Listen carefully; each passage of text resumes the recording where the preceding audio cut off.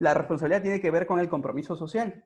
Algunos de repente se acordarán cuando estaban en el colegio y tenían sus normas de convivencia. Y la norma de convivencia principal que teníamos publicada en nuestras paredes del aula, ¿qué cosa eran? Responsabilidad, dice, ¿no? ¿Qué cosa era responsabilidad? Y en esencia viene ese temor, ese respeto que a veces hay que tener a los padres, ¿no? Con respecto a si no hago algo, algo me va a pasar.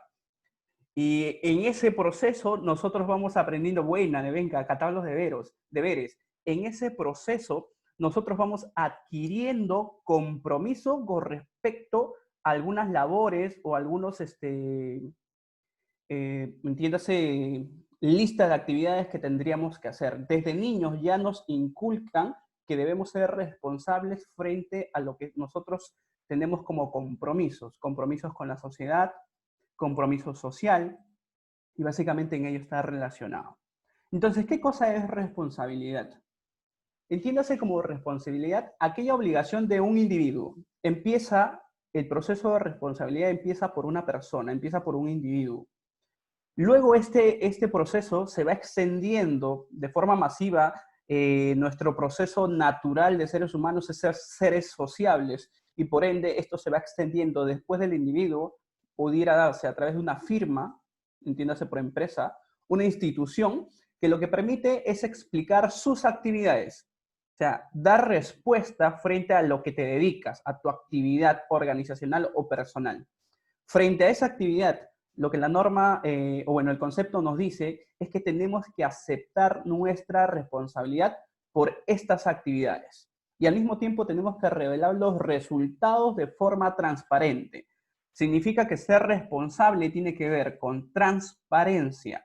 No significa que vamos a ocultar información para que los demás piensen que estamos haciendo las cosas de maravilla, que los demás piensen y nos vean que estamos haciendo las cosas bien, porque tarde o temprano eso se ve reflejado o tarde o temprano eso se empieza a entender por las personas que nos ven y si no está adecuadamente sustentado o si no está adecuadamente fortalecido esa transparencia, pues puede jugarnos en contra, especialmente cuando hablamos de una marca de empresa y también una marca personal.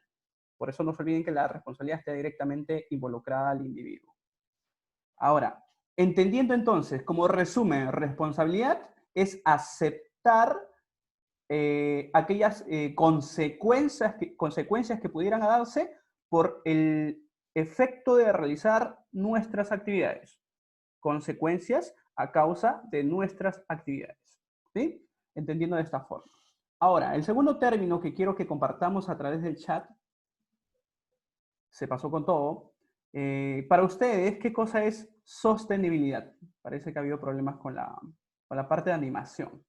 Muy bien, para ustedes, fuera del concepto que pueden ver, ¿qué cosa es sostenibilidad? O completamos un poco la idea según lo que vemos. Para ustedes, ¿qué cosa es sostenibilidad?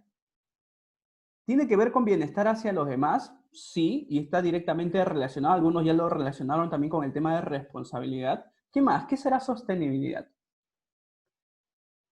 Efectivamente, cuando hablamos de que sea sostenible, tiene que mantenerse durante el tiempo. O sea, no se trata de que, lo que suele suceder en ciertas organizaciones, voy a regalar panetones o vamos a hacer algo para fiestas navideñas.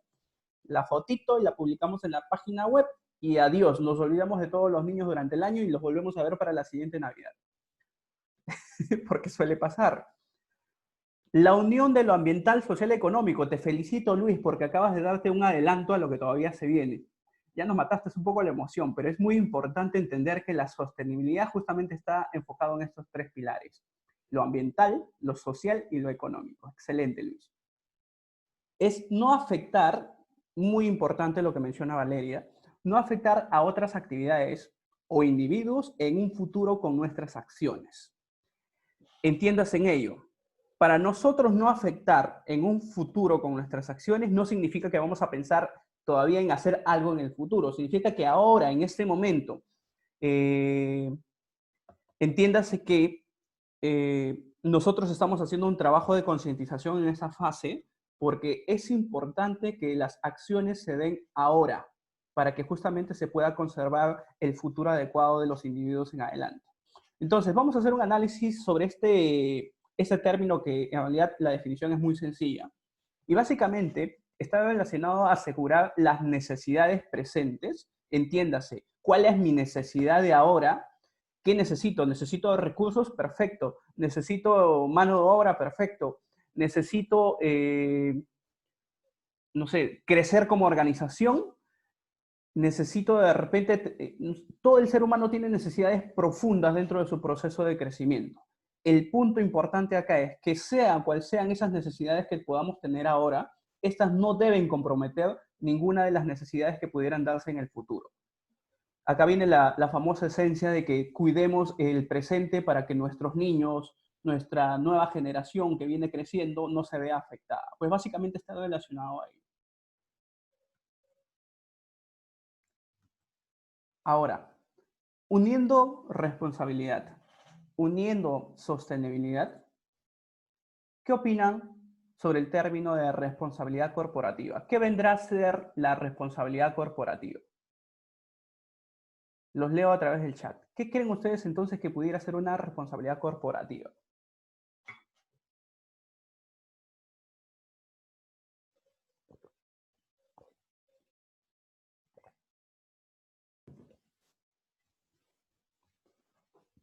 Ya sabíamos que era responsabilidad, ya vimos que es sostenibilidad. Ahora, ¿qué será la responsabilidad corporativa? Un término tan utilizado en distintas organizaciones, incluso existen especializaciones, y cuando hablamos de especializaciones hablamos de programas de formación de más de 6 meses enteramente relacionado o direccionado a responsabilidad corporativa. Entonces, ¿qué tan importante es este tema de responsabilidad corporativa? ¿Cuál es el significado de ello? Unión con las instituciones para preservar el medio ambiente, salud y de los demás. Efectivamente, está relacionado directamente a la unión con las instituciones, donde el ser, hablamos de la responsabilidad que nacía del ser, que nacía del individuo. Entonces, cuando ya hablamos de procesos corporativos, estamos haciendo un proceso de integración. Es el servicio social de una organización hacia las comunidades de influencia. Y ahí por ahí vamos ya relacionando un término muy importante utilizado en sistemas de gestión que tiene que ver con partes interesadas. Aquellos justamente donde podamos tener influencia de cierta forma. Cumplimiento de obligaciones de las empresas. Mira, este término que acabas de mencionar, Valeria, es muy importante porque habla del cumplimiento de obligaciones. Entiéndase que cuando nosotros hablamos de responsabilidad como esencia del ser, eso debiera ser siempre de forma voluntaria. Entiéndase que las organizaciones, las empresas, están compuestas por individuos. Es el individuo aquel que tiene la necesidad de cubrir esa responsabilidad. Y dentro de la organización, el complemento de todos estos grupos de individuos hacen justamente que este proceso sea de forma obligatoria. Cumplimiento de obligaciones de las empresas generando beneficio para la sociedad. Entonces, ¿cuál es el término específico o la definición específica? Entiéndase que es una contribución activa y voluntaria. Y por ahí algunos dirán, si es voluntaria, ¿por qué hablamos de términos obligatorios? Se vuelven obligatorios cuando dentro de esas necesidades y expectativas de las partes interesadas se convierten en requisitos legales o inclusive se convierten en normativas legales, sea país, sea de forma mundial. Entonces ahí es que se vuelven de forma obligatoria. Pero por esencia, la responsabilidad corporativa debe estar relacionada a la contribución que la organización, la corporación hace de forma voluntaria. ¿A qué cosa? Al mejoramiento social, entiéndase, no solamente es el interno de una organización, sino también el externo, el cómo es la contribución a nivel económico y cuál es la contribución y preservación del tema ambiental. Justo lo que mencionaba nuestro compañero hace un momento, los 3 pilares de la sostenibilidad. Esto tiene que darse por parte de las empresas. Como idea principal de responsabilidad corporativa es que hay que hacer negocios basados en principios éticos y apegados a la ley. Y ahí nace un nuevo término, el tema ético. Y es por eso que acá en Perú está muy de moda, y acá en Perú sí está de moda los códigos de ética, que justamente son procesos que pasan procesos de auditoría y te permiten pues estar en una lista de empresas que cumplen ciertos requerimientos para una exportación ética o segura o sostenible a nivel mundial, porque estos procesos se dan también a nivel mundial. Algunos deben haber escuchado, por ejemplo, los códigos ETI, y es más, sé que hay especialistas acá presentes también en códigos ETI o los famosos SMETA. Muy bien, ¿por qué? Porque está directamente relacionado también.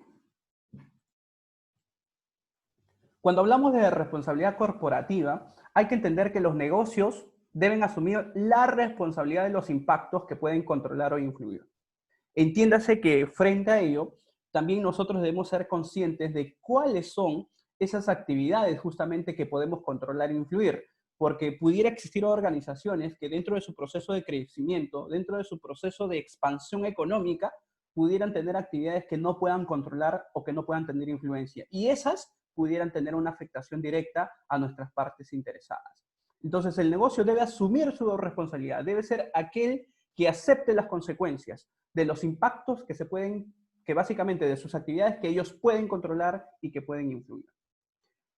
La responsabilidad corporativa busca una situación de beneficio mutuo. Y cuando hablamos de beneficio mutuo, y por eso lo he sombreado de color amarillo, hablamos de procesos de negociación. Hablamos donde ese conflicto de interés que se generen en partes interesadas y que se genere con las partes de la organización, pues entre ambos siempre se busquen procesos de negociación de intereses para ambos de forma equitativa.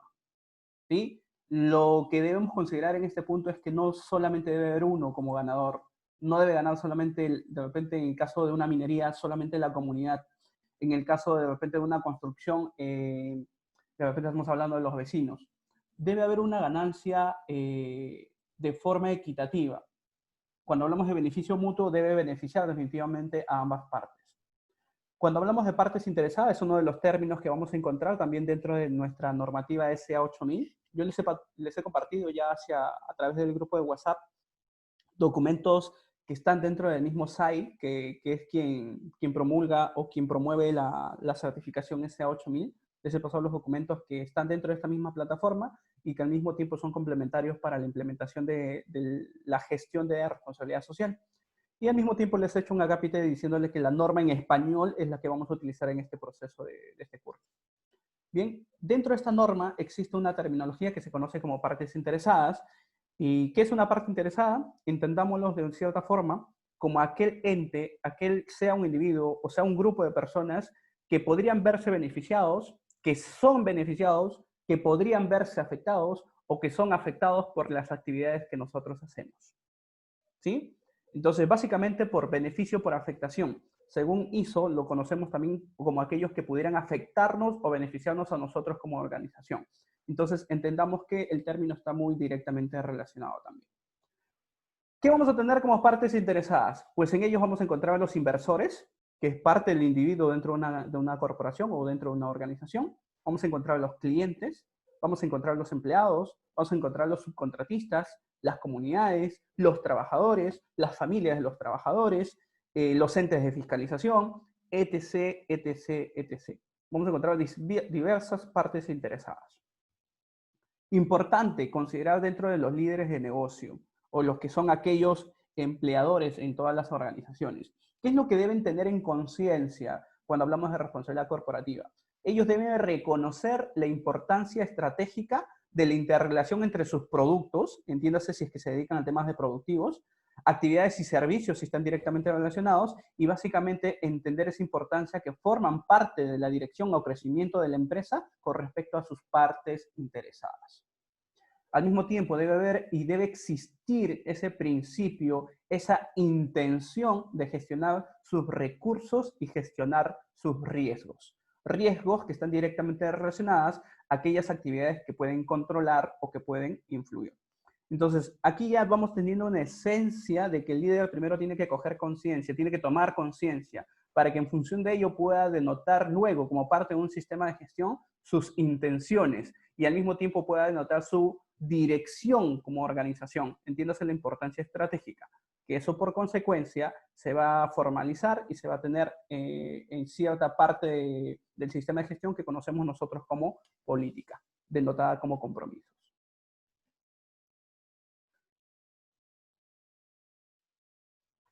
Muy bien, en este momento vamos a hablar sobre pilares de la sostenibilidad. Veo que ya somos 27 participantes. Bienvenidos a aquellos que se han sumado en estos pocos minutos. Entonces, viene una especie de compartir. Vamos a hacer un taller. Voy a generar 4 grupos de trabajo. Vamos a hacer un taller de compartir. Para ese taller es necesario que ya puedan encender sus audios cuando hagan los grupos. y yo me voy a acercar a cada grupo y le voy a dar indicaciones. Para este taller no nos debe pasar más de 20 minutos y luego vamos a hacer un cruce de información. Entendamos que uno de los objetivos de este curso es justamente generar la conciencia de responsabilidad. Entonces, vamos a generar grupos en este momento.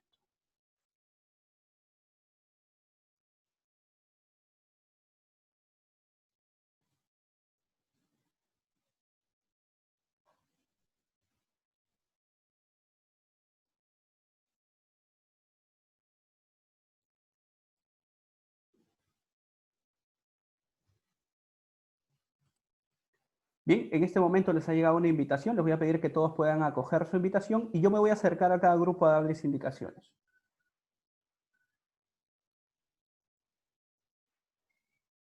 Todos vamos aceptando las invitaciones. De paso que voy pasando lista y veo quiénes han conectado su computadora y no se encuentran presentes.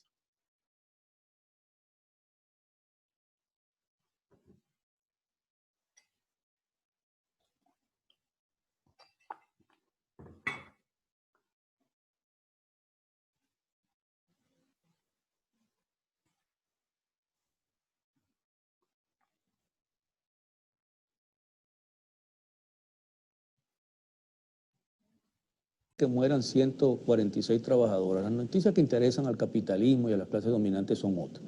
Pero en este caso el hecho, por supuesto, más allá de la tremenda tragedia, la horrenda tragedia que representa por irresponsabilidad además de la fábrica, tuvo una repercusión importante. Y tuvo una repercusión importante por varias razones. Una de ellas es que en esos años la lucha de la clase obrera, hombres y mujeres en los Estados Unidos, era una lucha verdaderamente combativa y permanente. Los Estados Unidos de esos comienzos del siglo XX no tienen ningún parecido con los Estados Unidos de este comienzo del siglo XXI, caracterizados por la indolencia, por la pasividad, que viven una crisis espantosa como la que viven y nadie protesta. Esos Estados Unidos de comienzos del siglo XX estaban llenos de protestas, de huelgas obreras, de hombres y mujeres. Y justamente las obreras de esta fábrica de blusas Triangle, que era una de las fábricas importantes de Nueva York, habían realizado en 1909, en noviembre de 1909, una gran huelga. Las condiciones de trabajo eran verdaderamente espantosas y las mujeres un día se echaron a la calle en pleno frío a fines de noviembre y decidieron hacer una huelga general, declararse en huelga general. Inmediatamente empezaron a sumarse otras fábricas, otras mujeres de otras fábricas que tenían también, estaban sometidas a las mismas condiciones de explotación y se fue reuniendo una enorme cantidad, 20 o 25 mil trabajadoras formaron parte entonces de esa gran huelga, de esa huelga general. Pararon prácticamente como 300 fábricas entre medianas y pequeñas en Nueva York y lograron entonces una lucha de calle bien importante. Soportaron, por supuesto, la presencia de esquiroles, la represión de la policía, los golpes, las palizas, el encarcelamiento de muchas de ellas, mantuvieron firmemente esa huelga y finalmente conquistaron después de 1 o 2 meses de huelga una parte importante de sus reivindicaciones. Eran pues unos Estados Unidos que combatían y que peleaban. Pero además la huelga tuvo importancia porque está muy relacionada desde el punto de vista del tiempo con los comienzos de la celebración del Día Internacional de la Mujer, que en eso entonces, en 1910, cuando se aprobó, en 1911, cuando se realizó por primera vez, no era exactamente el Día de la Mujer, así un día genérico, sino el Día de la Mujer Obrera, el Día de la Mujer Trabajadora, tal como lo aprobó la Internacional Socialista a propuesta de Clara Zetkin, la revolucionaria alemana, compañera y camarada de Rosa Luxemburgo. Justamente en marzo de 1911, en ese entonces no era el 8 de abril, no era el 8 de marzo, sino el 19 de marzo, se celebró en Alemania, en Austria y en varios países nórdicos, escandinavos, con grandes marchas, con multitudinarias marchas de mujeres, el Día Internacional de la Mujer Trabajadora. Y justamente 6 días después de esta celebración ocurre esta tragedia espantosa en Nueva York. Y yo quiero terminar leyendo en el extraordinario libro de Howard Zinn, que acaba de morir hace poco, lamentablemente, la titulada en español La otra historia de los Estados Unidos, que en inglés se titula La historia del pueblo de los Estados Unidos, la descripción de esta tragedia. Dice Howard Zinn: Las condiciones en la fábrica de Blusas Triangle, no cambiaron mucho después del éxito de la huelga. La tarde del 25 de marzo de 1911, un fuego en la compañía de Blusas Triangle, que empezó en un cubo de trapos, se extendió por las plantas octava, novena y décima, demasiado alto para que pudiesen llegar las escaleras de los bomberos. El jefe de bomberos de Nueva York había dicho que las escaleras solo podían llegar al séptimo piso, pero la mitad de los 500.000 trabajadores de Nueva York pasaban todo el día, quizás 12 horas, por encima del piso séptimo. Las leyes requerían que las puertas de la fábrica se abriesen hacia afuera, pero en la compañía de Blusas Triangle se abrían hacia adentro. La ley decía que no debían cerrarse las puertas con pestillo durante la jornada laboral, pero en la compañía Triángulo normalmente cerraban las puertas con pestillo para que la compañía pudiese controlar a los empleados. Así que, atrapadas, las jóvenes murieron quemadas en sus mesas de trabajo o aplastadas contra la puerta de salida cerrada con llave o tirándose por los huecos de los ascensores donde morían. El World de Nueva York informaba: hombres, mujeres, muchachos y muchachas se amontonaban en las repisas de las ventanas gritando y se arrojaban desde lo alto a las calles, saltaban con sus ropas en llamas. Las chicas se abrazaban y saltaban, lastimoso compañerismo nacido al borde de la muerte. Cuando hubo terminado el incendio, 146 trabajadoras de la compañía Triangle habían muerto quemadas o aplastadas. En Broadway hubo un desfile en su memoria en el que marcharon 100.000 personas.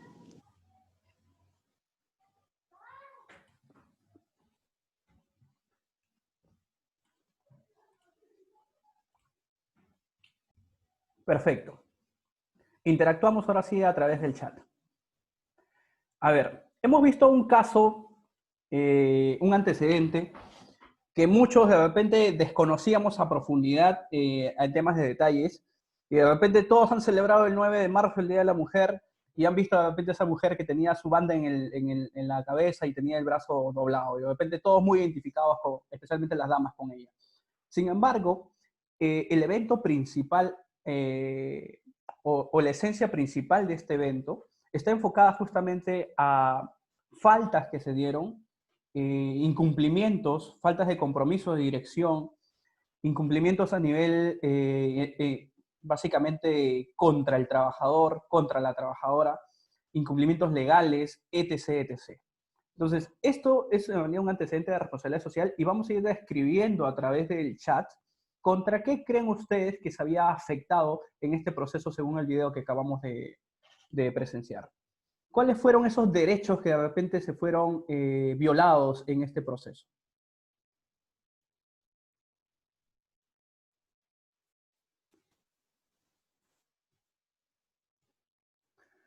Uno de los procesos muy fuertes en este tiempo, y se dio, básicamente fue la discriminación.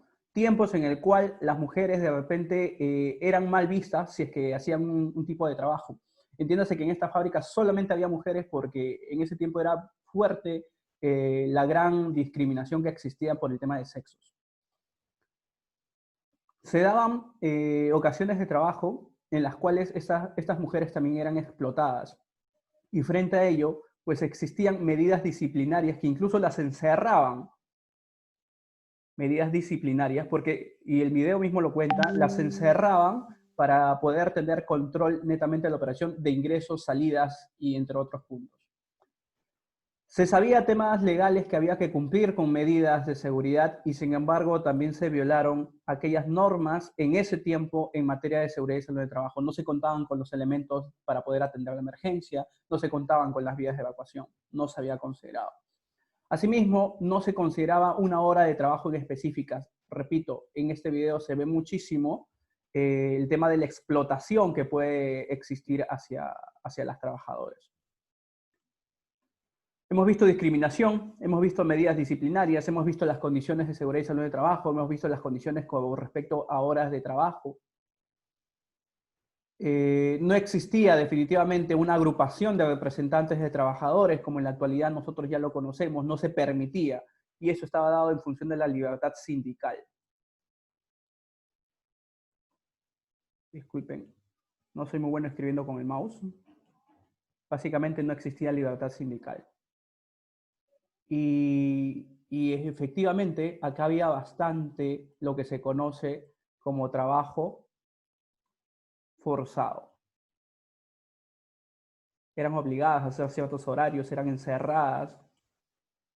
Y bien, estos antecedentes principalmente nos trae este video. Ahora, sin embargo, aquellos que somos de Perú, ¿tendremos algún caso similar que haya sucedido? Y ha sucedido hace poquísimo acá en Perú, que nos pueda servir como un antecedente importantísimo para ver la gran necesidad que tenemos como país Perú en implementar estos sistemas de responsabilidad social. ¿Algún evento que puedan recordar ustedes que esté directamente relacionado y que se incumplan todos ellos? Luis nos menciona el que hemos tenido en el mes de diciembre del 2019 de aquellos trabajadores electrocutados. Efectivamente. Pero uno que de repente causó mucho más conmoción aún a nivel nacional y que cumplió muchas más medidas o hubieron más incumplimientos de estas medidas que hemos mencionado. Nevenka, le diste exactamente al igual que ya muchos los entendieron, ¿no? El que causó revuelo a nivel mundial, nuestro caso que tuvimos en el edificio Nicolini, ¿no? ¿Había medidas de discriminación? Pues dentro del proceso sí, por la coyuntura básicamente económica que tenían los distintos trabajadores. ¿Había incumplimientos con respecto a medidas disciplinarias? También, porque de cierta forma también se cometían los trabajos forzados. Aquellos trabajadores que nos acordábamos fueron encerrados en los contenedores en la parte superior justamente para evitar que salieran. Existían horas de trabajo excesivas, trabajaban de noche, inclusive los dejaban encerrados de un día a otro. Ni qué decir con las medidas de seguridad y salud de trabajo, no tenían ni un extintor en la zona de este edificio. Bueno, ni qué decir tampoco de libertad sindical porque tampoco existía, ¿no? Entonces, tenemos un antecedente muy grande en Perú que nos deja como conciencia de que de verdad estos temas de responsabilidad social son muy, pero muy importantes y que muy pocas organizaciones, y algunos dirán, pero es la Malvina, pues ahí el mundo de la informalidad, pero es nuestra realidad, o sea, a lo que tendremos que ir poco a poco y progresivamente mudando, pues a tener una cultura de responsabilidad social a nivel de toda organización. Hoy en día ya dimos un paso adelante con seguridad y salud en el trabajo gracias a la coyuntura. No es para agradecer la coyuntura que vivimos frente al COVID-19, pero frente a ver lo positivo, pues está ayudándonos también a los sistemas de gestión de seguridad y salud en el trabajo. Pues acomodémonos también a ver este entorno que tenemos con respecto a este caso que tuvimos en Malvinas, justamente para poder tomar conciencia con respecto a este gran antecedente. ¿Sí? Muy bien, continuamos.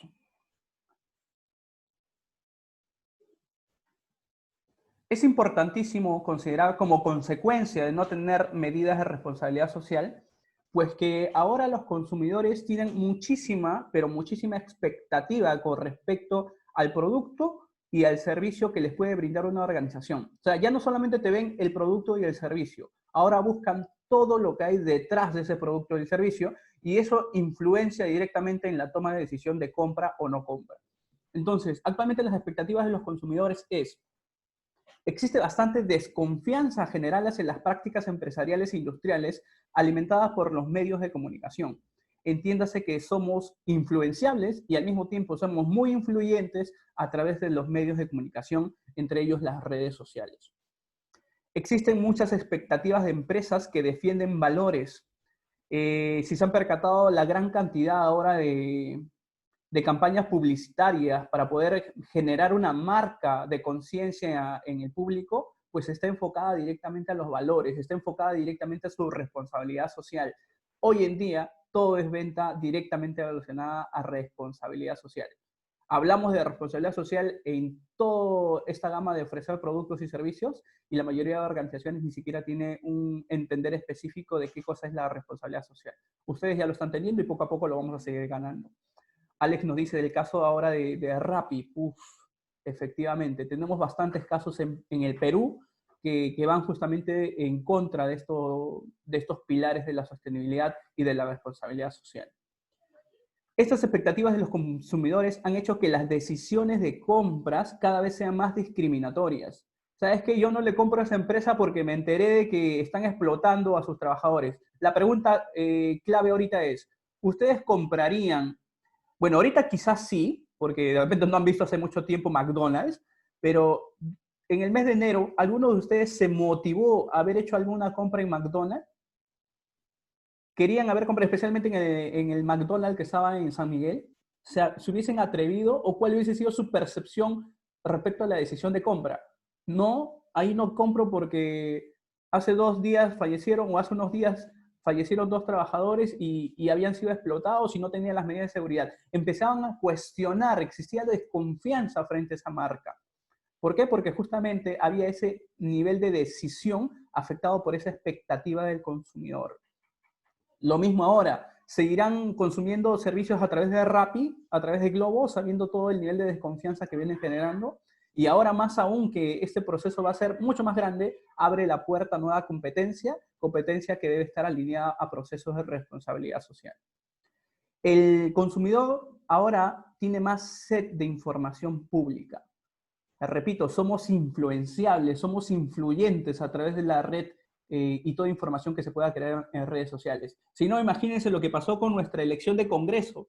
Por ahí lanzaron, de cierta forma, en tono de broma, el tema de las redes sobre un partido político y al final es el que tenemos como máxima representatividad dentro de nuestro Congreso. ¿Por qué? Justamente porque somos personas que actualmente tenemos sed constante de información y ahora no tenemos mucho criterio de poder definir si es una información real, verídica o de confianza. Entonces, muchas veces, repito, somos bastante influenciados. El Internet y otros medios proporcionan información similares a los individuos en la comunidad. Puntos claves que hay que tener en cuenta sobre los puntos de vista de los consumidores. Existe un antecedente, por ejemplo, alguna vez ustedes deben haber escuchado sobre la marca Nike, que fue fuertemente golpeada en el tema de sus ventas internacionales, debido a que en un momento salió público a la luz de que para poder producir en Pakistán este producto de la marca Nike eran utilizados mano de obra infantil. Entonces, trabajo infantil por subcontratistas, definitivamente, no directamente de repente la marca, pero sí las subcontratistas, que directamente es responsabilidad del contratante, es la imagen del contratante. Pues a través de un contratista, la imagen de Nike fue fuertemente afectada porque empezaron a mencionar que esos tipos de zapatillas, esas pelotas o esos elementos eran fabricados por mano de obra infantil. Y sentían los consumidores que al comprar ese producto estaban contribuyendo a la explotación infantil.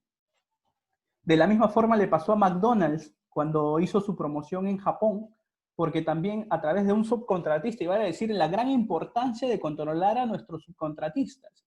McDonald's, la famosa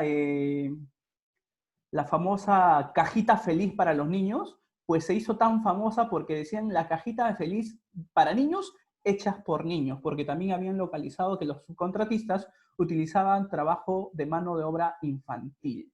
Entonces también fue un revuelo y eso ocasionó que la gente dijera, no, yo no compro este producto porque estoy contribuyendo a la explotación infantil. Lo que pasó hace muy poco, y eso pasó el año pasado, justamente Luis Goicoechea nos los comenta, la discriminación que se pudo dar en la franquicia de La Panca por las personas de discapacidad. ¿Qué tan importante y como consecuencia es la imagen de una organización que no necesariamente está directamente relacionada a la responsabilidad social, sino que es una consecuencia positiva o negativa que se produce justamente por buenas prácticas? El tema de imagen normalmente lo solemos ver a mayor profundidad en sistemas de continuidad de negocios por el tema de imagen corporativa. Sin embargo, es una de las consecuencias de percepción de los consumidores frente a empresas que no controlan adecuadamente sus medidas de responsabilidad social. Aquel compromiso y aquel lineamiento que deben de tener con intenciones adecuadas frente a este tema. Y qué tan potente también puede ser la función del consumidor, porque puede lograr incluso que te cierren un local, que te cierren un negocio. Pasó con La Panca, inmediatamente le quitaron la franquicia frente a ese evento, ¿no? Tuvimos también, por ejemplo, el famoso caso de las pizzas de Domino's. ¿Por qué? Por influencia efectivamente no directamente un tema de responsabilidad social, pero sí fue por influencia del consumidor. Entonces, ¿qué tan importante es ver esa percepción que tienen los clientes con respecto a nuestro producto o servicio? Y básicamente también con respecto a nuestra organización. Muy bien, vamos a entrar con fuerza ahora sí en este momento a la norma SA 8000, La versión vigente es la del año 2014. Esta norma no es del grupo ISO. Para aquellos que pensaron que era del grupo ISO, no es del grupo ISO. En este caso, la Social Accountability International, el SAI International, es aquella organización que promueve esta normativa, genera esta normativa y al mismo tiempo es la líder mundial en certificación. Entiéndase que ISO tiene una norma que es de responsabilidad social, que es la ISO 26000, que considera temas medioambientales, efectivamente, pero no es certificable, es solamente una guía de buena práctica. Entonces, esta norma sí es certificable, la SA 8000-2014. Esta existe desde el año 1997, es líder mundial en certificación. Aquellas empresas que se certifican en responsabilidad social, en su mayoría son SA 8000, porque también existen otras en el mercado. España tiene sus propias normas de responsabilidad social. Esta norma básicamente mide el desempeño, entiéndase por desempeño, mide el cumplimiento o el enfoque del sistema a través de 8 áreas. O sea, mide el desempeño social, el funcionamiento social a través de 8 áreas. Y una que complementa, y ustedes deben estar muy familiarizados porque se van a dar cuenta que es mucho más sencillo luego de haber pasado procesos ISO, tiene un área que netamente es de sistema de gestión. Entonces vamos a atacar durante este curso la interpretación de estas 8 áreas específicas y vamos a tratar también esta área y vamos a ver un proceso también de integración frente a nuestras normas ISO. Y se van a dar cuenta que no tiene nada, pero absolutamente nada de relación en función del anexo SL que pudiera tener la norma ISO, pero vamos a dar una idea de cómo podemos hacer integrable esto a otros sistemas de gestión. Entiéndase que como norma internacional generada por un organismo internacional, esta norma es de verificación porque es auditable, puede hacer un checklist de verificación, tiene medidas de indicadores de desempeño que se pueden medir y al mismo tiempo esta norma es voluntaria, no es una norma obligatoria, pero entiéndase nuevamente que una vez que una organización asume el compromiso de implementar una norma voluntaria, aquellos requisitos se convierten de forma obligatoria para poder dar cumplimiento al objetivo principal, que es cumplir al 100% esta norma. Como les había mencionado, esta última norma, la vigente es la del año 2014, del mes de junio, y esta introduce adicional una medición que le llaman la huella social, que no es muy complicada. Algunos de la gente que están familiarizados también con la huella de carbono, con la huella de energía, etc., pues van a darse cuenta que es muy similar y esto básicamente es un enfoque de procesos en la cual se va a ir haciendo seguimiento de cómo va funcionando el sistema de gestión. Entonces, esto es para darnos una idea, si bien es cierto está en inglés, no le he podido encontrar en español. De ahí les voy a pasar también el link para que puedan acceder a toda la documentación que SAI mismo proporciona. La norma para SAI sí es libre, la puedes descargar directamente en SAI, no es necesario comprarlas como por ejemplo las traducciones oficiales de ISO, ¿no? Acá sí las descargas directamente en español y en inglés. Como les había mencionado, esta tiene 8 áreas y al mismo tiempo tiene un área que tiene que ver con sistema de gestión. Esa área de sistema de gestión tiene 10 ítems. Estos 10 ítems los podemos ver acá, que tiene que ver con políticas, tiene que ver con la performance del equipo, tiene que ver con la identificación de riesgos, monitoreos, con el involucramiento y comunicación, tiene que ver con la gestión de soluciones, tiene que ver con las partes interesadas, con las acciones correctivas y preventivas, con la capacidad de construcción, el entrenamiento, y con la gestión de la cadena y otros, ¿no? Entonces, todas estas 10 puntos forman parte de la gestión del sistema de gestión de responsabilidad social y que básicamente, ¿cómo funciona esta medición de la huella social? Imagínense que hay empresas que no tienen políticas, no tienen procesos, no tienen procedimientos identificados en la responsabilidad social, o sea, no tienen una base de sistema de gestión. Ellos como huella social van a tener este puntaje de 1 y va a estar en rojo porque no tienen un sistema de gestión de responsabilidad social. Aquellos que empiezan un proceso de implementación, tienen un porcentaje, pues tendrán una valoración 2. Aquellos que de repente logran una adecuada implementación, ¿sí? Solo proceso de implementación, pues tendrán un valor 3 que cumplan con la mayoría de requisitos de la norma S8000. Y aquellos, por ejemplo, que logren un proceso de certificación y al mismo tiempo denoten que sí cumplen con todos los requisitos de la S8000, pues tendrán una huella 4 como huella de responsabilidad social. Y aquellos que confirmen su proceso de sostenibilidad de medidas de control, aquellos que mantengan en el tiempo la responsabilidad social, pues tendrán un valor de 5. Entiéndase que no solamente se trata, ya me certifiqué y chao, ya me quedé con mi certificado, así que no vuelvo a saber nada de responsabilidad social. No, lo adecuado es que podamos llegar a un proceso de sostenibilidad de medidas de control. Importante saber, las estadísticas de SAI se actualizan todos los meses de septiembre de cada año. Entonces, la última actualización de estadística que hemos tenido ha sido septiembre de 2019. Ahorita estoy en duda si es que puede existir una actualización nueva debido a la coyuntura que estamos viviendo, pero aún así, en septiembre normalmente tenemos estadísticas actualizadas de cada año. La organización internacional no gubernamental, entiéndase, dedicada a mejorar lugares de trabajo y comunidades mediante el desarrollo y la aplicación de estándares, actualmente hasta las estadísticas de septiembre de 2019, y los pueden encontrar igual en la página del SAI, existe 2.1 millones de trabajadores beneficiados por empresas que han sido certificadas con SAI, con SA8000. Existen más de 4.380 empresas certificadas a nivel mundial, 60 países participantes en los procesos de certificación de SA8000 y de las cuales 56 tipos de industrias y sectores se vienen beneficiando de estos criterios de conservación de medidas de responsabilidad social. ¿Cómo está esto a nivel mundial? Pues acá encontramos las estadísticas, aquellos números que ustedes pueden ver son los números de certificaciones que tiene cada país. Definitivamente esto ha variado. Podemos ver, por ejemplo, que Vietnam es uno de los países que contiene mayor certificación a nivel mundial. Hasta el año 2010, la estadística mencionaba que era la India. La India era el país que más certificaciones en SA8000 tenía. Y entiéndase porque eran los países más golpeados con procesos de falta de responsabilidad social a raíz de que las grandes industrias generaban su outsourcing o generaban su producción directa en estos países. Y la mayoría de veces, para minimizar costos, esos países utilizaban personal que en sus ciertas formas eran explotados, eran mal pagados, había mano de obra infantil, etc., etc. Entonces, eso ameritó que a nivel mundial existiera una reglamentación, existiera una alineación de todas estas empresas y por eso que aumentaron en su certificación de SA8000, Norma Mundial en Responsabilidad Social.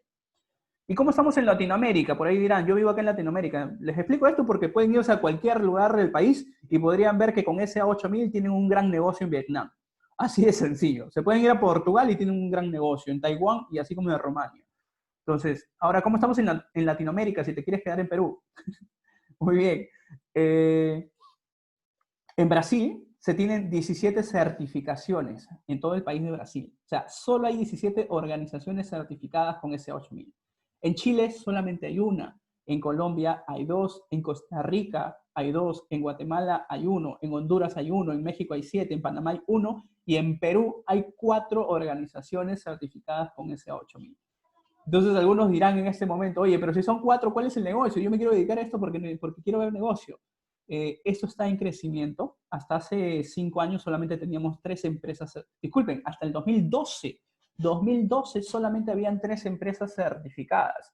Hoy tenemos 4 empresas certificadas en SA8000 y más no significa que no haya empresas que estén en proceso de certificación.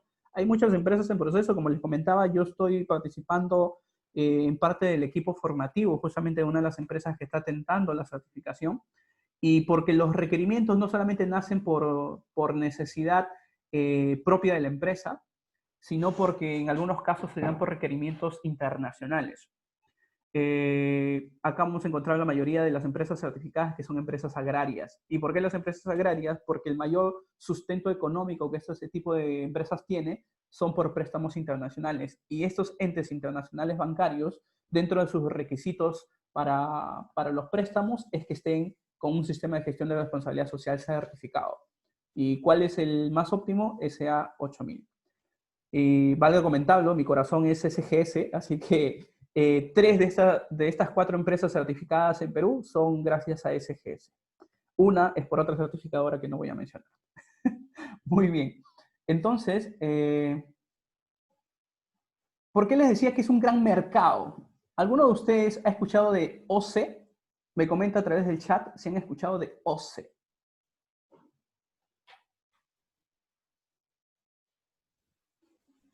Luis me dice, no he escuchado. Ángel Miranda tampoco ha escuchado antes de OCE.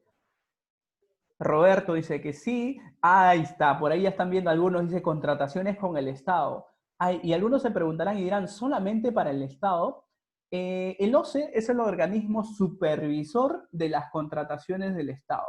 Significa que si en algún momento tú quieres hacer algún tipo de trabajo o alguna contratación con el Estado, o sea, el Estado para trabajar para el Estado, pues vas a tener que atenerte al tablero de los requisitos de calificación justamente para que existan estos procesos contractuales. Oye, ¿cuál es ese tablero tan importante? Pues dentro de ese tablero vamos a encontrar requisitos de calificación, donde los requisitos de calificación para que seas parte de, o que pases este proceso, pues te van a decir qué cosa tienes como puntos obligatorios que cumplir y como temas facultativos para cumplir. Y básicamente acá es, ¿cumples? Sí, no cumples, no. Tiene que ver la capacidad legal, la capacidad técnica profesional, la experiencia del postor.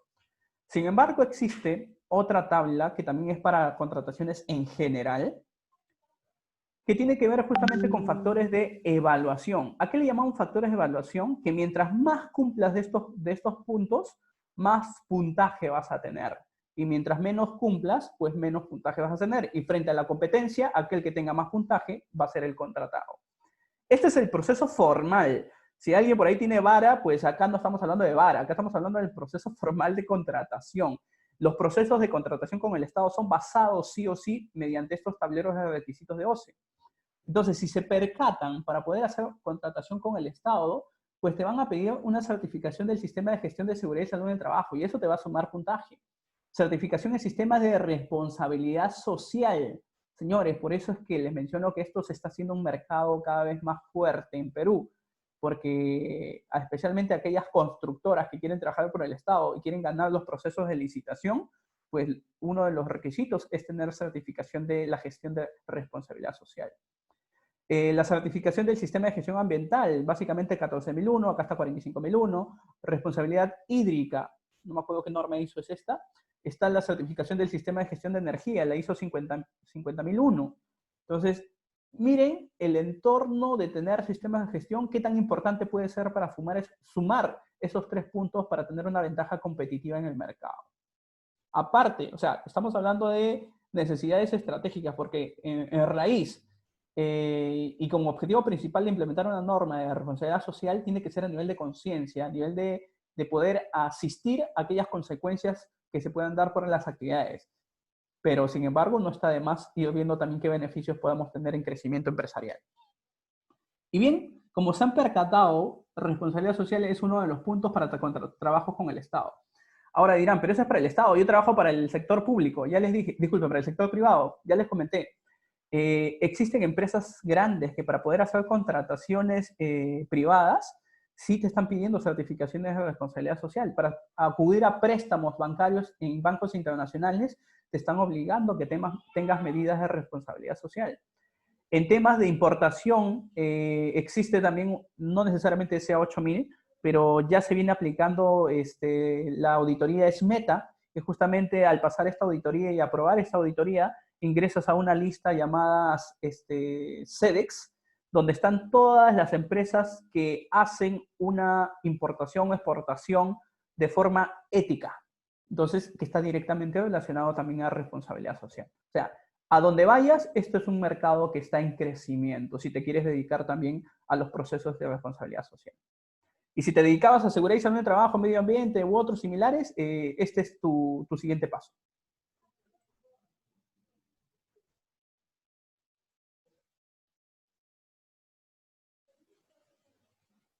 Muy bien. En este momento voy a activar los audios de todos porque es necesario para poder aprender esta fase que todos enciendan sus audios. Acabo de activar para que todos puedan prender sus audios, así que pido que por favor todos enciendan su audio en este momento. Todos encendemos nuestros audios en este momento. Un gran problema que tienen y tenemos prácticamente todos los consultores al inicio es que no nos aprendemos los requisitos de la norma. He sabido tener experiencias con consultores que son de años y años y hasta ahorita no se saben las 10 cláusulas principales de la ISO que manejan. Y eso sí es preocupante. A pesar de porque la norma la maneja a través de derecho porque es tu día a día. Ahora, frente a eso, he generado una metodología que permite justamente aprenderse también los requisitos de esta norma SA8000 y por eso que les estoy pidiendo que todos enciendan su audio. No te preocupes, Araceli, supuse lo mismo.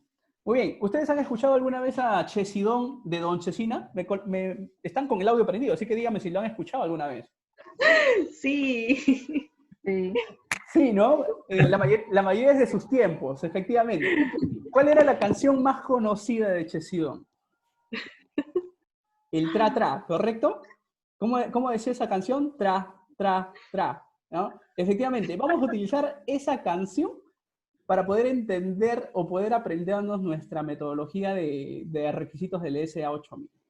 Entonces, según este requisito, todos decimos tra, tra. Tra, Atrás. Bien, acuérdense de Don Chesina, tra, tra. Lo siguiente que nos vamos a aprender, y vamos a ver en función de esta imagen, es que necesito que digan salí. O sea, tra, tra, salí, de salir, salí. Todos decimos salí. Salir. Salí, exacto, de salir. O sea, no se olviden. Para tenerlo práctico, salí, de salir. La siguiente que vamos a utilizar no es el chisme por si acaso, sino es el dime. Todos decimos dime. Dime. Dime. Dime. Muy bien. Perfecto. Y la cuarta que vamos a utilizar, y esta es con H, oré. Oré. ¿Decimos todos? Oré. Oré. Bien. Empezamos todos desde cero. Vamos a decir tra, tra, salí, dime, oré. Empezamos a los de tres. 1, 2, 3. Tra. Tra, tra, salí, dime, Oré. ya. Entendiendo esta metodología, ahora sí procedo a silenciarlos a todos. Entendiendo esta metodología, y les voy a pedir que en los temas presenciales yo normalmente esto enseño con mímicas, pero esta vez se lo he puesto en imágenes para que se acuerden.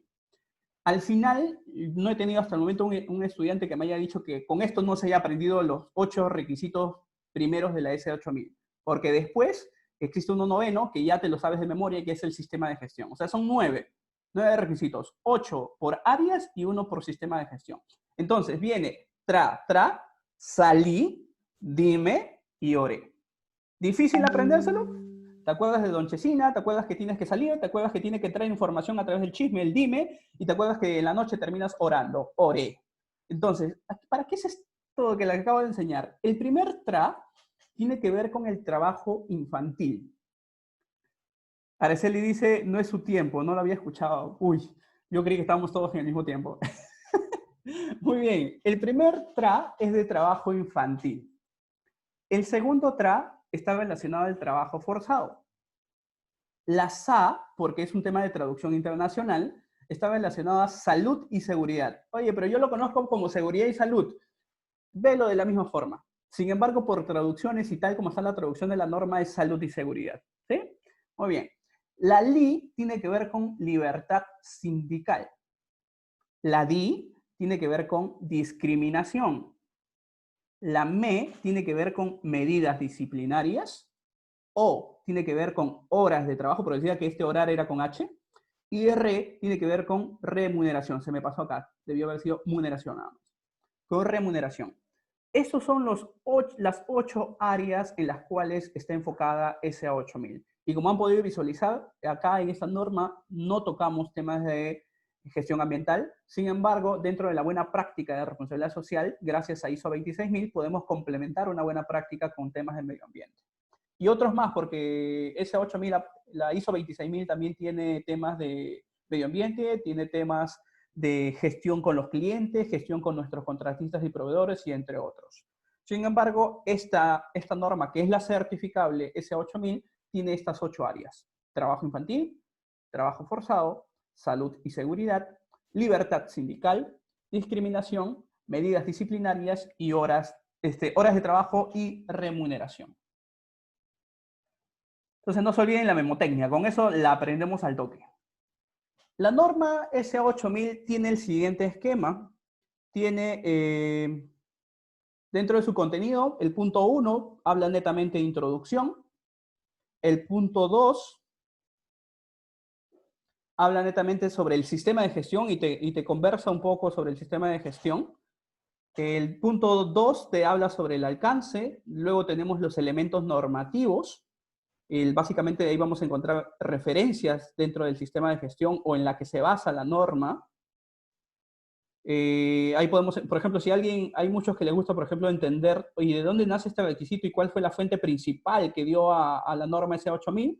Pues dentro de ello lo vamos a encontrar en elementos normativos, donde están todas las referencias, los convenios internacionales, ya sean de la Organización Internacional de Trabajo o también de los derechos humanos, porque en esta se basa directamente la SA8000. En el capítulo 3 vamos a ver definiciones. Acá vamos a encontrar todos los términos necesarios para poder hacer una correcta interpretación de la norma. En el 4 vamos a encontrar los requisitos que acabamos de aprender. Son 8 áreas: trabajo infantil, trabajo forzado, salud y seguridad, libertad sindical, discriminación, medidas disciplinarias, horas de trabajo, remuneraciones, y un 9º que tiene que ver con sistema de gestión. Aquel que domina sistemas de gestión, pues el punto 9 es solamente una readaptación, que esta norma te lo menciona de forma distinta, pero es una readaptación. Deseo dejar claro de una vez, antes que me olvide durante el proceso, esta norma, debido a que todavía tenemos vigente la del año 2014, todavía nos habla sobre medidas preventivas o controles preventivos. Entiéndase que aquellos que están basados en ISO, desde el año 2015 ya dejamos de hablar sobre medidas preventivas. Solamente hablamos de correcciones que son inmediatas frente a alguna incidencia, y hablamos de medidas correctivas que atacan directamente a la causa raíz. Y las medidas preventivas actualmente se consideran ya como el sistema de gestión, ya que el sistema tiene todas las medidas de control adecuadas que nosotros llamamos preventivas. Entonces se sobreentiende que la medida de control preventiva principal o madre es el sistema de gestión. Sin embargo, esta S8000-2014 todavía nos habla de medidas preventivas, que entiéndase que como resultado vamos a tener medidas preventivas que ya son parte de nuestro sistema de gestión. Palabras claves e importantes para el proceso de interpretación. Hay muchas palabras claves, sin embargo yo he considerado dos importantísimas. Una que tiene que ver con el debe, que básicamente indica un requisito obligatorio una vez que tú ya accediste a implementar la norma. Perfecto, aquellos que nos vienen siguiendo desde los primeros cursos de interpretación de norma ya se saben a revés de derecho todas las terminologías. Sin embargo, es necesario ir reforzando en cada curso, especialmente aquellos que nos acompañan por primera vez. Entonces, debe, que es un requisito. Y estos requisitos, una vez que adoptamos que la norma va a ser de implementación, o sea, asumimos la implementación voluntaria dentro de la empresa, se convierten en obligatorios. Y otros que vamos a encontrar pues son el puede, que está directamente relacionado a los permisos o posibilidades o capacidades que pudieras tener. Antes de entrar a hablar directamente ya sobre las áreas, es importante mencionar que la norma SA8000, dentro de sus elementos normativos y de interpretación, que es el capítulo 2, y lo voy a leer tal y como lo dice la norma porque esto es importantísimo. Hay algunos que creen, no, yo voy a implementar mi norma de interpretación o mi norma base y me olvido de cumplir con las normativas nacionales. No, yo estoy cumpliendo norma internacional. Bastante cuidado, porque esa norma menciona que la organización debe, una vez que se implementa, ya se hace requisito, debe cumplir con las leyes locales, o sea, aquellos que sean de tu municipalidad, de tu gobierno regional. Aquellas leyes nacionales, aquellas que se puedan emitir pues, por resoluciones ministeriales, decretos supremos, legislativos, por la misma constitución política del Perú, según la jerarquía normativa que tenemos, que sean, y otras que sean aplicables a la organización. Asimismo, aplican los estándares industriales prevalecientes, otros requisitos que la organización suscriba y la norma presente. Importante este punto que voy a proceder a la lectura. Cuando dichas leyes, entiéndase, podamos tener leyes en el país, podamos tener decretos supremos, decretos, resoluciones ministeriales que hablen en relación a alguno de las áreas que vamos a ver en este curso, cuando dichas leyes, estándares u otros requisitos que la organización suscriba y la presente norma, entiéndase la S8000, se refieran al mismo asunto, debe aplicarse la disposición más favorable a los trabajadores. Entonces, aquella medida de control o aquella propuesta de control que genere mayor beneficio a los trabajadores es la que se va a considerar haciendo un comparativo entre la norma SA8000 y haciendo un comparativo en las normas nacionales. Entonces, en algunos casos, cuando empecemos a hacer la interpretación de normas, se van a dar cuenta que nuestras normas peruanas, lo digo con este ánimo, son bien pobres, ya, en temas de responsabilidad social. Entonces, frente a mi norma nacional y frente a mi norma SA8000, yo ya hice los comparativos previos y les comparto que nuestra norma SA8000 tiene medidas de mucho mayor beneficio a los trabajadores. Así que son de mejor cumplimiento para poder hacer un proceso de certificación.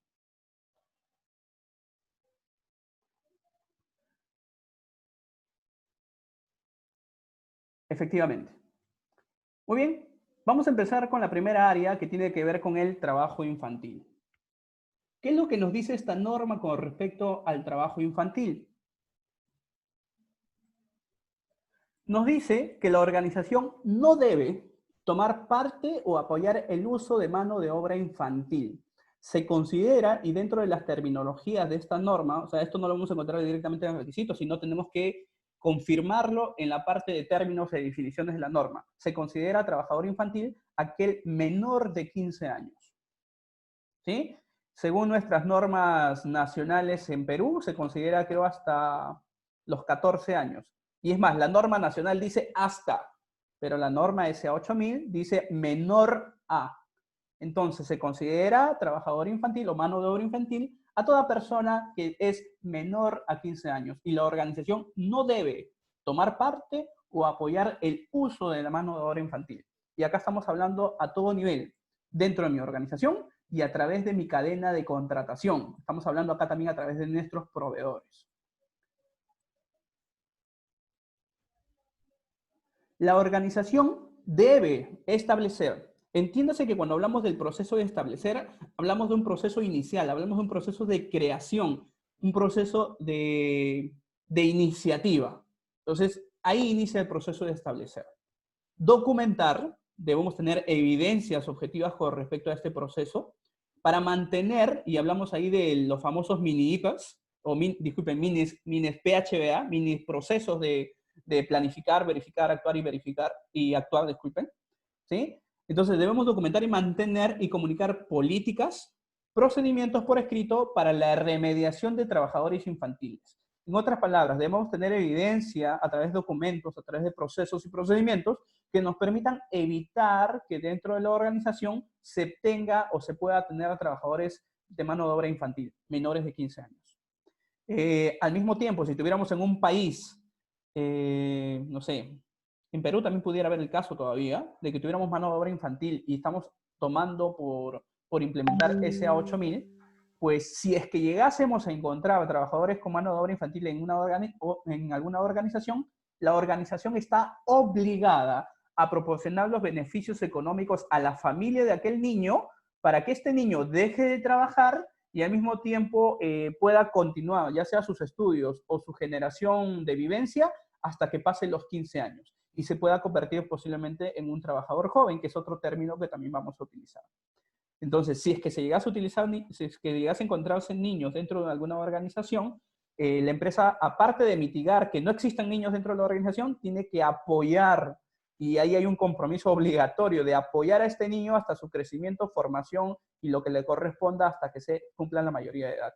O sea, entra un compromiso complementario. Y es más, dentro de esas obligaciones, como buena práctica, también debería proporcionar trabajo de repente a los padres del niño para que puedan proporcionar un apoyo económico dentro de su familia.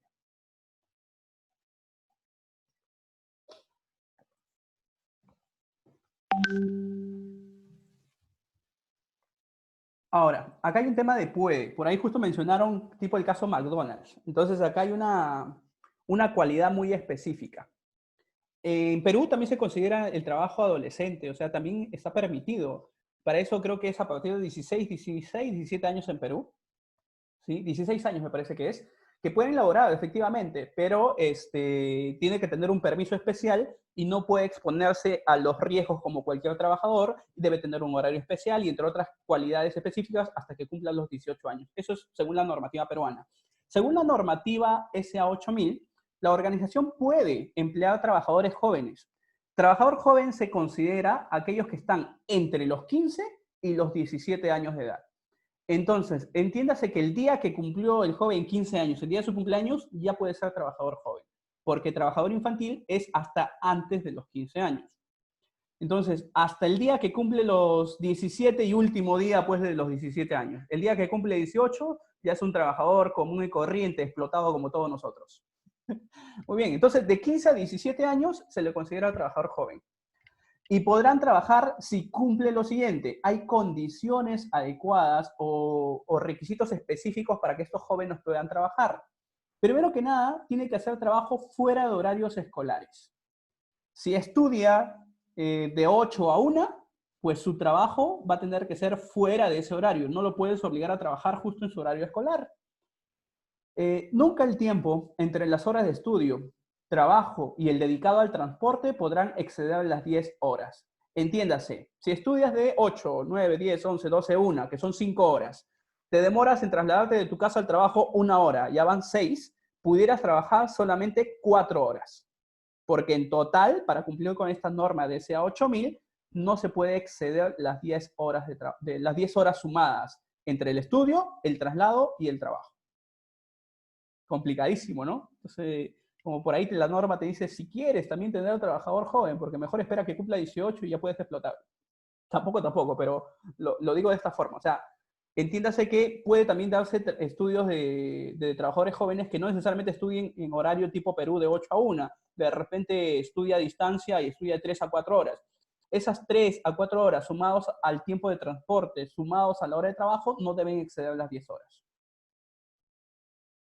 Ahora, nos deja un acápite esencialmente, si es que, por ejemplo, el trabajador joven no estudia, ¿ya? Vamos a poner el caso, no estudia, en ningún caso, a pesar de que no esté estudiando, no puede exceder las 8 horas de trabajo. Otra condición importante es que si voy a tener trabajadores jóvenes, estos no podrán, por ninguna de las circunstancias, hacer trabajo nocturno. No podrán estar en trabajo nocturno. Y al mismo tiempo, a estos trabajadores jóvenes, en ninguna de las circunstancias se los puede exponer a condiciones inseguras para su salud o desarrollo físico y mental. Entiéndase, no podrán desarrollar actividades de alto riesgo. Bajo esas condiciones, sí, pueden trabajar con trabajadores jóvenes. Acá en Perú, con los permisos adecuados y cumpliendo estas normativas.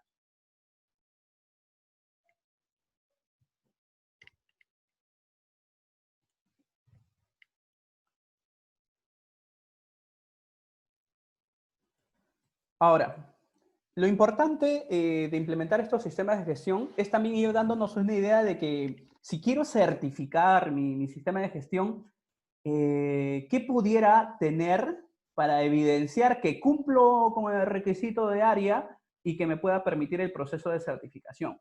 Entonces, aquellos que conocen procesos de auditoría entenderán de que vamos a hablar sobre evidencias.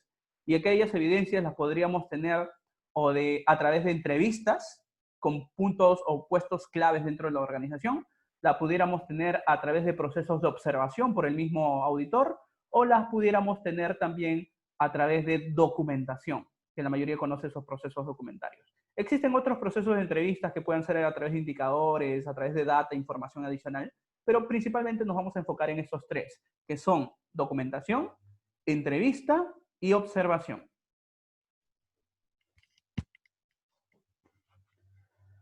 Araceli nos hace una pregunta bien interesante. ¿Qué pasa con los niños que trabajan como actores o actrices? ¿Se considera trabajo infantil? Efectivamente, eso se considera trabajo infantil. Y dentro de una organización que tiene este tipo de trabajadores, pues definitivamente no podría certificarse con una norma de SA 8000. Son casos extremadamente escasos y para eso, pues, aquellos que se dedican a eso necesitan tener una documentación y un afiance por los padres, permisos, aceptaciones y bastante evidencia para que eso se pueda dar, ¿no? En algunos casos los validan incluso como si fuese una especie de hobby, especie de desarrollo, pero más no un trabajo. Pero considérese que, hablando netamente de trabajo, el trabajo infantil está prohibido a nivel mundial. Entonces, buscando evidencias para dar cumplimiento a trabajo infantil, ¿qué tipo de entrevistas, qué tipo de verificación visual o qué tipo de documentación pudiéramos tener que justamente evidencien el cumplimiento de estos requisitos de la norma SA8000? Los leo a través del chat. ¿Qué evidencias pudieran encontrar que den cumplimiento a este tema normativo de trabajo infantil en SA8000?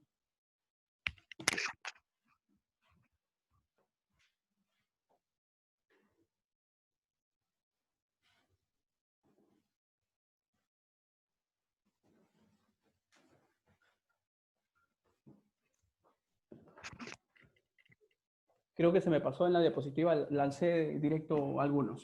Evidencias, repito, pueden ser documentales, evidencias pueden ser a través de entrevistas de puestos claves y pueden ser también a través de observación de ciertas áreas claves.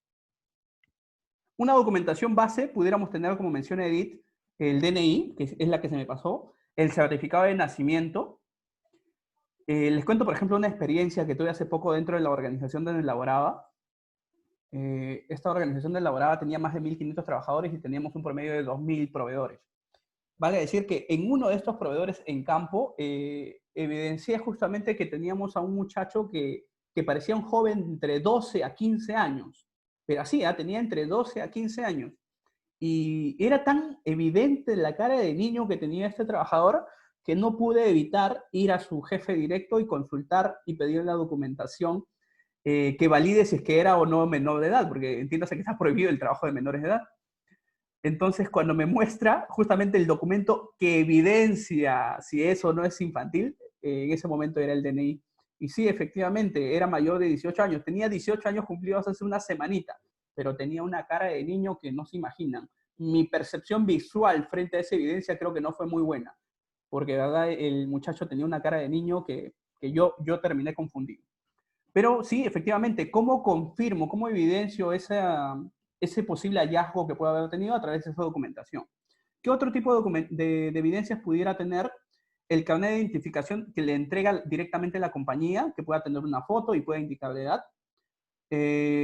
Los exámenes de salud, ya puede ser el examen médico ocupacional, otro tipo de documentación médica donde necesariamente tienes que especificar la edad porque el mismo tipo de exámenes lo solicita de esa forma. Registros escolares, de ser el caso.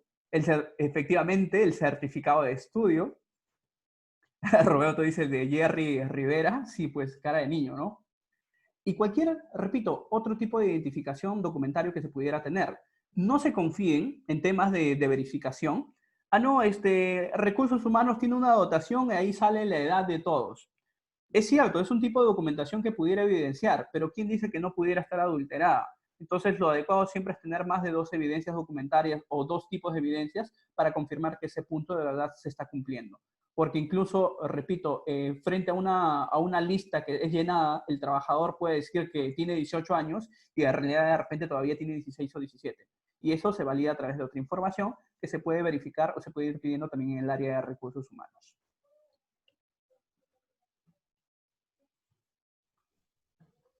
Dentro de los documentos que les he pasado por el WhatsApp, también les he pasado la guía de indicadores de desempeño, que esa es importantísima para poder hacer seguimiento a los cumplimientos de la norma SA8000. Entonces, dentro de esos indicadores de desempeño frente al punto de trabajo social, tenemos que hacer seguimientos al indicador de que no exista ningún niño presente en las áreas de trabajo. Y ahí veremos el indicador. ¿Existen niños? Sí. ¿Existen niños? No. ¿No? Así, directamente, como un punto, un check, digamos así, para medir el desempeño de la SA8000 dentro de las empresas. Otro punto que hay que medir es que ningún documento de identificación falso o falsificado es aceptado durante el proceso de reclutamiento. Justamente lo que les decía, que no se vaya a adulterar información. Entonces, un indicador de recursos humanos, efectivamente es ello, llevar el control de que no se haya generado ningún tipo de falsificación o documento falso dentro del proceso de reclutamiento. Evidencia documental verificable de la escala de edad de cada trabajador. Entonces, ello lo podemos ver por el certificado de nacimiento, lo podemos ver también por el... o sea, acá podemos hacer un conteo, por ejemplo, un certificado de nacimiento, un certificado de estudios, un certificado médico, y eso va sumando a la evidencia documental. Ángel me dice, ¿se puede verificar a entrevistar a los padres? Puede que sí, puede que no, porque en procesos de certificación se auditan a la organización presente. Entiéndase que la parte interesada, padres, está fuera de la organización y en ese momento no tendrías acceso.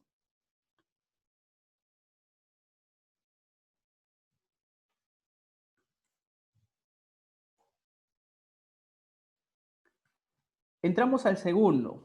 El segunda área. Acabamos de terminar con el área 1, que tiene que ver con trabajo infantil. La segunda área tiene que ver con trabajo forzoso y obligatorio. En trabajo forzoso y obligatorio vamos a ver lo siguiente. Primero que nada hay que entender qué cosa se refiere con trabajo forzoso obligatorio, porque acá sí he sabido ver casos en el que muchos confunden, especialmente el trabajo penitenciario. Entonces, el trabajo forzoso inducido por deudas, entiéndase que se puede dar inducido por deudas, y estas definiciones las da básicamente la OIT, la Organización Internacional de Trabajo. El trabajo forzoso implica que el trabajador acepta un préstamo o un adelanto de salario del empleador o el contratista y para reembolsarlo empeña su trabajo. En otras palabras, para poder devolverlo, puede que amarre tiempos de trabajo, amarre horarios de trabajo con tal de poder acceder a ese tipo de préstamos, ¿no? O ese tipo de condición. En algunos casos, también el del algún miembro de su familia, efectivamente, también suele suceder. Ahora bien, los términos del préstamo o el trabajo pueden ser tales que el trabajador queda atrapado inclusive por años sin poder reembolsar la suma en cuestión. Entonces, por ahí algunos ya se habrán puesto a pensar, uy, yo estoy haciendo trabajo forzoso porque dentro de mi empresa he pedido un préstamo. Entiéndase que de cierta forma sí está directamente relacionada, a menos que una empresa que vaya a pasar procesos de certificación de SA 8000 tenga controles adecuados para que eso no se determine o en ningún momento se condicione a hacer trabajo forzoso obligatorio. Trabajo forzoso en la cárcel también se da, es el trabajo involuntario de presos que no han sido condenados por un tribunal de justicia y cuya actividad laboral no sea supervisada por una autoridad pública, se considera trabajo forzoso, al igual como cualquier trabajo involuntario que haga un preso en beneficio de una empresa privada. Entonces, bastante cuidado acá, porque también estamos hablando de dentro de la norma hablamos después de dos tipos de casos de trabajos penitenciarios. Uno, porque esta norma también aplica a entes públicos, entiéndase que también implica la cárcel, y otros tipos de trabajos penitenciarios que tengan que ver necesariamente por castigos dentro de la organización, por faltas cometidas posiblemente. El trabajo forzoso también se considera como resultado de la trata de personas. Hoy en día, espero que en el grupo no haya, para poder no tomar en consideración de repente ciertas palabras que no fuesen las adecuadas, pero sin embargo en Perú sí se ha venido dando en algunas organizaciones el trabajo de trata de personas indirectamente por nuestros amigos venezolanos, nuestros amigos colombianos y entre otros de otro país, ¿sí? Entonces, la trata de personas se ha convertido en una verdadera empresa global. A menudo está vinculada con la delincuencia organizada, implica captación engañosa, chantaje, extorsión para recortar los ingresos de los trabajadores migrantes. Ahí está, pues, los trabajadores baratitos. Al final de cuentas, en un proceso de certificación SA 8000, es importante detallar que no se den estos procesos de captación engañosa y asimismo la reducción de los ingresos de los migrantes. La coerción en el empleo, esta básicamente está direccionada a aludir a múltiples formas de engaño, coerción, empleo que determina ciertas circunstancias, poder redundar en trabajo forzoso, lo que les decía, compromisos que estén obligados a hacerse, aquella supresión por el impago de salarios, entiéndase, si tú no trabajas este mes, no te pago el mes siguiente, incluso te condiciono los pagos para que seas dependiente de mi actividad de trabajo. La retención de documentos, ¿sabes qué? No te voy a entregar tu DNI si no vienes a trabajar esta semana. Casos que pudieran sonar exagerados, pero son reales dentro de muchas organizaciones. Retención de documentos, de identidad, el endeudamiento inducido por algunos ejemplos de coerción, ¿sí? Bastante cuidado dentro de las empresas, los procesos. Repito, existen muchas organizaciones que hacen préstamos a sus trabajadores y estos deben estar adecuadamente procedimentados, donde los procesos detallen exactamente los puntos que pudieran caer en procesos de trabajo forzado. O sea, el procedimiento debe dejar puntos claves y puntos claros de que en ningún momento están acudiendo a trabajo forzado. Entonces, ¿qué nos dice? ¿Qué nos dice también la Organización Internacional del Trabajo? Nos dice que los trabajadores migrantes pueden encontrarse en situación de incertidumbre. Entiéndase que entran a un país que desconocen, entran a un país que no saben cómo van a sobrevivir. Y respecto a eso, un contratista de mano de obra se les cobra tarifas excesivas y no tienen la posibilidad de cambiar al empleador cuando se encuentran en el país de destino. O sea, los procesos justamente que están relacionados a la trata de trabajadores. Incluso los trabajadores extras no son confiables, nos dicen. Ahora, ¿qué nos dice la norma para dar cumplimiento a este antecedente? Trabajo forzoso obligatorio. Primero que nada nos dice que la organización, la empresa, no debe y no va a apoyar o hacer uso de mano de obra forzosa, incluyendo trabajo penitenciario. Entiéndase que eso está relacionado al convenio 29 de los derechos humanos. No debe de retener los documentos de identificación originales y no debe requerir el pago de depósitos al personal. Entiéndase, me depositas cierta cantidad y con eso puedes seguir trabajando, ¿no? O decir, no te voy a pagar. Hay organizaciones que dicen, este mes no te voy a pagar, pero si vienes a trabajar el mes que viene, te pago doble. Entonces, todo eso está directamente relacionado justamente al trabajo forzoso obligatorio. Te hace dependiente de seguir con ese empleador. No retener parte del salario, ni prestaciones, propiedad o documentos del personal con el fin de forzar a dicho personal a continuar trabajando en la organización. Directamente relacionado por retención de documentos, directamente por el tema de continuidad laboral. La organización debe asegurarse que no se apliquen cuotas o cargos de contratación de manera total o parcial de los trabajadores. Cuando hablamos de que debe asegurarse, debe generar esos procesos, esa generación documentaria que permita justamente establecer y mantener el proceso que implique no generación de cuotas, no generación de cargos de contratación de manera total o parcial de los trabajadores. Entonces, frente a este punto, tenemos el 2.4, que menciona también que el personal debe tener su derecho, y esto sí es importantísimo, a abandonar las instalaciones del lugar de trabajo después de completar el día de trabajo estándar. Entiéndase que acá en Perú el día de trabajo estándar son 48 horas semanales, y dentro del día son 8 horas diarias. Entonces, tiene ese derecho de poder abandonar esas instalaciones después de haber completado el día de trabajo estándar, y ser libre de renunciar al empleo toda vez que se notifique previamente a la organización con un tiempo razonable. Este tiempo razonable ya está establecido acá en Perú, que tiene que ser con 30 días de anticipación a través de un documento donde se solicite ello. Y al mismo tiempo la normativa en Perú también menciona de que se pudiera eximir ese tiempo al presentar una carta solicitando que el empleador le exima de esos 30 días que según ley le han dado. Entonces, el trabajador debe tener ese derecho. En ningún momento le pueden decir, ¿sabes qué? No puedes renunciar. Si no puede renunciar, debe existir un proceso de negociación, pero el trabajador, sobre todo ello, debe tener ese derecho y debe saber que tiene el derecho de poder dejar el trabajo cuando él lo desee. Al mismo tiempo, en el tema de cargas laborales en el día, entiéndase que en Perú tenemos bastantes casos y hemos tenido casos en los cuales a los trabajadores los encierran. Hay un conocido centro retail enorme, ya con eso les digo quién pudiera ser, porque es enorme, donde a sus trabajadores de logística los encierran de un día para otro. Aquellos que trabajan de horario nocturno y no pueden salir hasta que no se abran las puertas a las 8 de la mañana. Eso es justamente trabajo forzoso y obligatorio. Porque a pesar de que su hora de trabajo ya termina, ellos no pueden abandonar las instalaciones. Entonces, eso no pudiera darse. Ellos tienen ese derecho de poder abandonar las instalaciones. Indicadores principales del desempeño para poder medir este requisito de la SA 8000. Entiéndase que todas las horas extras son voluntarias. Acá en Perú, todas las horas extras, aparte de ser voluntarias, tienen que ser debidamente coordinadas con el empleador o con su jefe directo.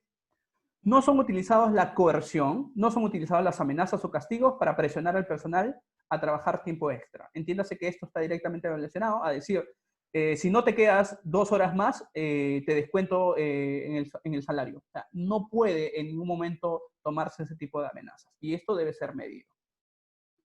No existen restricciones irrazonables de la libertad de movimiento del personal. Entiéndase que pueden salir a su hora que les corresponde.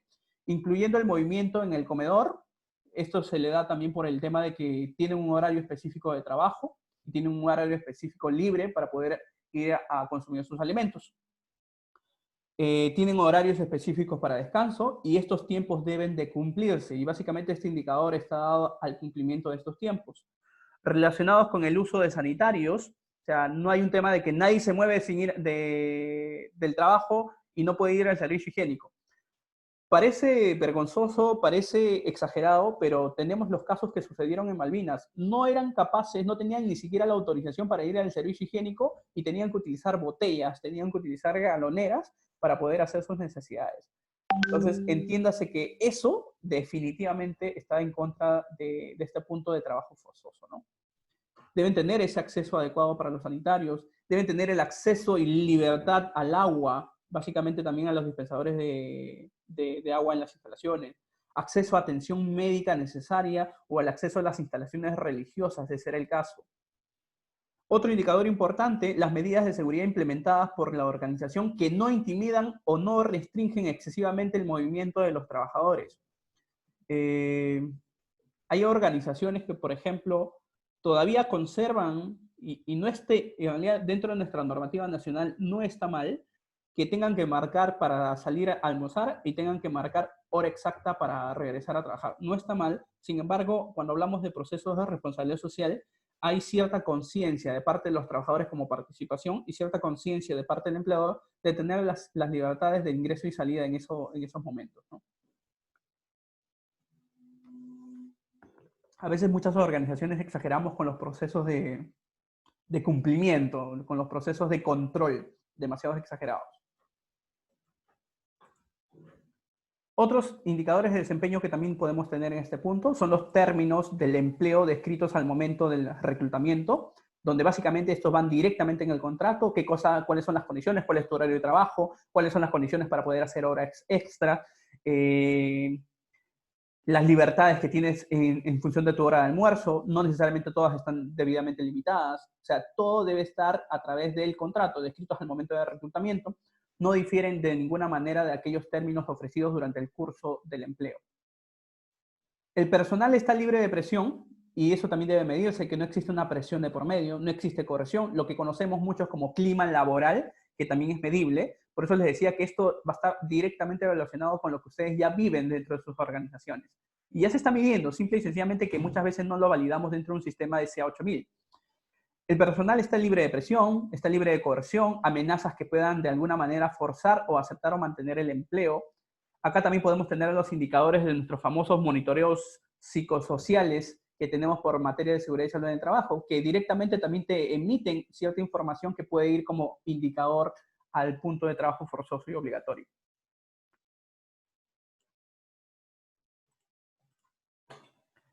Y bien, acá viene un tema bien bonito que yo sé que muchos lo conocen.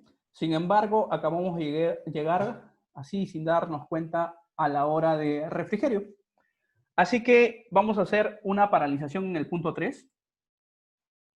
¿Sí? Primero que nada me confirman si están allí. Me confirman a través del chat si están allí. Me ponen sí, porque creo que algunos ya se fueron a almorzar. Ah, ya, sí están. Yo pensé que no estaban. Perfecto. Entonces, lo que vamos a hacer en este momento es pasar a nuestro refrigerio.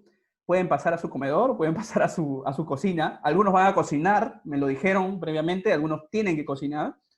Entonces, nos encontramos a través del chat, a través del WhatsApp, les voy a pasar el segundo link, porque tenemos un siguiente link. Ya, a través del chat les voy a pasar el segundo link para encontrarnos a las 3:30 en punto de la tarde. A las 3:30 nos encontramos para la segunda parte de este curso. ¿Sí? Que tengan un muy buen provecho. Nos encontramos hasta la siguiente parte. 3:30 de la tarde, no se olviden.